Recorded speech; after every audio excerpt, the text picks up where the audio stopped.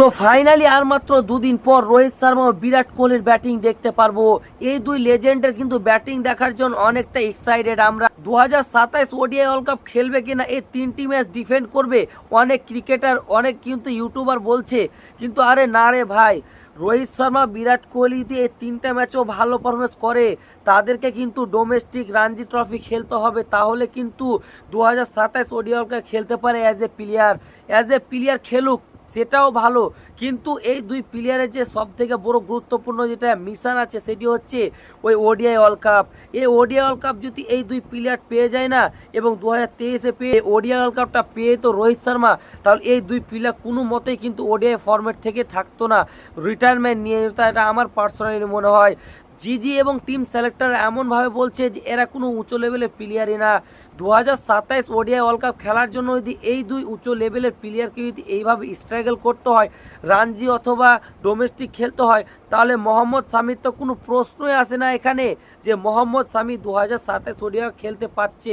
এখানে স্পষ্ট ক্লিয়ার যে মোহাম্মদ শামিকে পুরোপুরিভাবে ছাঁটাই করে দিল টিম ইন্ডিয়া। ঠিক তাই উল্টো দিকে এই ভিডিওতে আমরা আলোচনা করতে চলেছি ইন্ডিয়ান টিমের অস্ট্রেলিয়ার বিরুদ্ধে প্রথম ম্যাচটিতে কি সহমত 99% প্লেইং ইলেভেন নামতে চলেছে, সেটা নিয়ে কিন্তু আমরা আলোচনা করতে চলেছি এই ভিডিওর মাধ্যমে। কোন প্লেয়ারগুলো চান্স পেয়েছে, ঠিক তা উল্টো দিকে অস্ট্রেলিয়ার বিরুদ্ধে কি আপডেট আছে, সেটাও কিন্তু আমরা আলোচনা করব ভিডিওর মাধ্যমে। তো চলুন বন্ধুরা, ভিডিওটা শুরু করা যাক।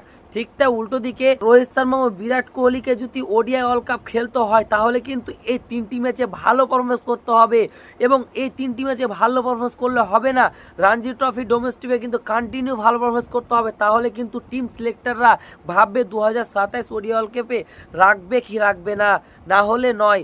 তো এখান থেকে বোঝা যাচ্ছে এতটা ক্ষুধার্ত আছে এই দুই প্লেয়ার যে ওডিআই ওয়ার্ল্ড কাপটা খেলার জন্য কতটা এক্সাইটেড আছে। এখান থেকে বোঝাই যাচ্ছে যে এ বসে এসো অনেকটা ওয়েট কমাচ্ছে রোহিত শর্মা। ঠিকটা উল্টো দিকে ভারতের সহমত প্লেইং ইলেভেন কি হতে চলেছে প্রথম ম্যাচে, তা আমরা এক নজরে দেখে নেব। প্রথমত থাকছেন রোহিত শর্মা এবং শুভমান গিল ক্যাপ্টেন। ঠিক তাই 3 নম্বরে বিরাট কোহলি, 4-এ শ্রেয়াস আয়ার, 5-এ থাকবেন কেএল রাহুল। 5-এ কিন্তু জামাইদা কেএল রাহুলই থাকছেন, তার কারণ 5-এ কিন্তু দুর্দান্ত এবং কোয়ালিটি একটি ব্যাটসম্যান লাগবে, সেটি হচ্ছে কেএল রাহুল, এবং ব্যাকআপ প্লেয়ার হিসাবে থাকবে ধ্রুব জুলের। ঠিক তাই উল্টো দিকে 6 নম্বরে থাকবে নীতিশ কুমার রেড্ডি, তার কারণ হার্দিক পান্ডে এশিয়া কাপে ইনজয়ার্ড হয়েছিল, এবং ইনজয়ার্ডের কারণে অনলি কিন্তু নীতিশ কুমার রেড্ডি কিন্তু মিডিয়াম ফাস্ট বলার কিন্তু অলরাউন্ডার ব্যাটসম্যান, সে কিন্তু 100% খেলবে, এটা আমার পার্সোনালি মনে হয়। ঠিক তাই উল্টো দিকে 7 নম্বরে থাকছেন অক্ষর পটেল, 8 নম্বরে থাকছেন কুলদীপ যাদব, 9 নম্বরে থাকছেন হর্ষিত রানা। হর্ষিত রানার চান্স পাওয়ার বিষয়টা হচ্ছে এটা জাসপ্রীত বুমরাকে রেস দিয়েছে এই সিরিজটিতে, ওই জন্যই কিন্তু হর্ষিত রানাকে কিন্তু মৌকা দিয়েছে টিম ইন্ডিয়া এই ম্যাচটিতে এবং এই সিরিজটিতে। ঠিক তা উল্টো দিকে 10 নম্বরে থাকছে ডিএসপি সিরাজ, এবং 11 নম্বর আর্শদীপ সিং। তার কারণ অস্ট্রেলিয়ার পিচে কিন্তু পেসারকে বেশি হেল্প করবে, এবং ইন্ডিয়া কিন্তু 3টি পেসার কিন্তু নিয়ে অবভিয়াসলি যাবে, এটা আমার পার্সোনালি মনে হয়। অস্ট্রেলিয়া দল থেকে পুরোপুরিভাবে 2 জন রুলড আউট হয়ে গেছে ম্যাচের আগে, অ্যাডাম জাম্পা এবং জস ইংলিশ, এই দুই প্লেয়ার কিন্তু পুরোপুরিভাবে রুলড আউট হয়ে গেছে এটা ম্যাচের আগেই। তো গাইস, তোমাদের কি মূল্যবান মতামত? ভারত কি অস্ট্রেলিয়াকে হারাতে পারবে?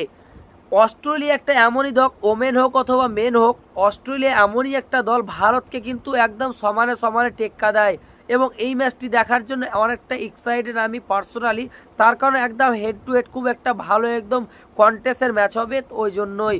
তো তোমাদের কি মূল্যবান মতামত কমেন্ট বক্সে লিখে জানাও। এরকম নিত্য নতুন ভিডিও পাওয়ার জন্য আমাদের কেয়ার ক্রিকেট চ্যানেলটিকে অবশ্যই সাবস্ক্রাইব করে রাখুন।